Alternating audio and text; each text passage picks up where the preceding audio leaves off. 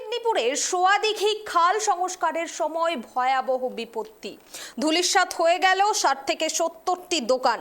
পূর্ব মেদিনীপুরের সোয়াদিঘি খাল সংস্কারের কাজ চলাকালীন ভয়াবহ বিপত্তি। খালের পাড় ধসে মুহূর্তের মধ্যে ধূলিসাৎ হয়ে গেল প্রায় ৬০ থেকে ৭০টি দোকান। একের পর এক দোকান বসে যাওয়ায় এলাকায় ব্যাপক চাঞ্চল্য। স্থানীয় ব্যবসায়ীদের অভিযোগ, পাড়ের মাটি শক্ত না করেই অপরিকল্পিতভাবে গভীর খনন চালানো হয়েছে। কয়েকদিন ধরেই ফাটল দেখা দিচ্ছিল, যা আজ বড় আকার ধারণ করে। প্রাণহানি না ঘটলেও দোকানের ভেতরে থাকা প্রচুর সামগ্রী ক্ষতিগ্রস্ত হয়েছে। পরিস্থিতি খতিয়ে দেখতে এলাকায় পৌঁছান বিডিও। আপাতত কাজ বন্ধ রাখার নির্দেশ দেওয়া হয়েছে এবং পরবর্তী পদক্ষেপের জন্য সেচ দপ্তরকে জানানো হয়েছে।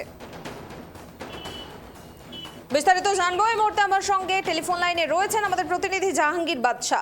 জাহাঙ্গীর, খাল সংস্কারের কাজ চলাকালীন বিপত্তি কি করে ঘটলো? এই বিপত্তি কি জানা যাচ্ছে? আমি যেটা ঘটেছে পূর্ব মেদিনীপুর জেলার তমলুক থানার শহীদ মাতঙ্গিনী ব্লকের রামতারক হাট, এটা হচ্ছে সোয়াদিঘি খাল চলে গেছে রূপনারায়ণ শাখা খাল।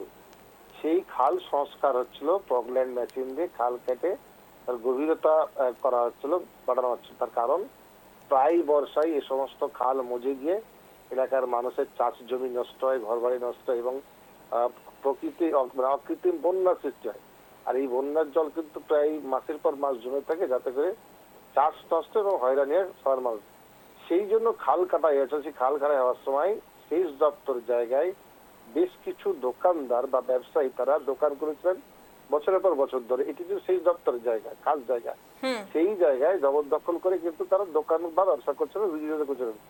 দেখা গেছে গত ২-৩ দিন ধরে ধীরে ধীরে ফাটল নিয়েছে বা ধস দিচ্ছে, যার জন্য দেখা গেছে প্রায় ৪০ থেকে ৫০টা দোকান বসে যাওয়ার উপক্রম হয়েছে। দোকান ফাটল নিয়েছে, ভেঙে গেছে। আর যার জন্য কিন্তু এলাকা জুড়ে চাঞ্চল্য ছড়িয়েছে।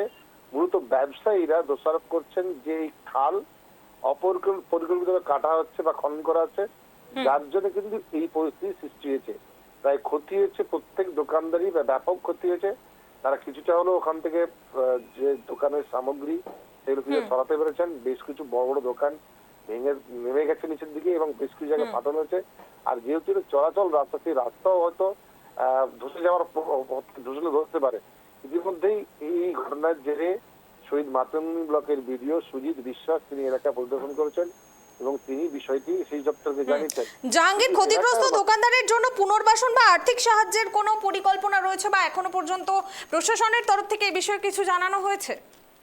না, এই বিষয়ে কিন্তু এখনো পরিষ্কার জানা যায়নি। তার কারণ ভিডিও সাহেব পরিদর্শন করে তিনি সেই দপ্তরকে একটি রিপোর্ট দিয়েছেন, পূর্ব মেদিনীপুর জেলা শাসকের রিপোর্ট দিয়েছেন, যাতে করে এই যে উদ্ভূত পরিস্থিতি তৈরি হয়েছে সেই পরিস্থিতিকে দ্রুত সমাধান করার জন্য তারা কিন্তু একটা পরিকল্পনা যাতে গ্রহণ করে, তিনি কিন্তু একটা প্রজেক্ট পাঠিয়েছেন বলা যেতে পারে। আমি বেশ, ধন্যবাদ জাহাঙ্গীর।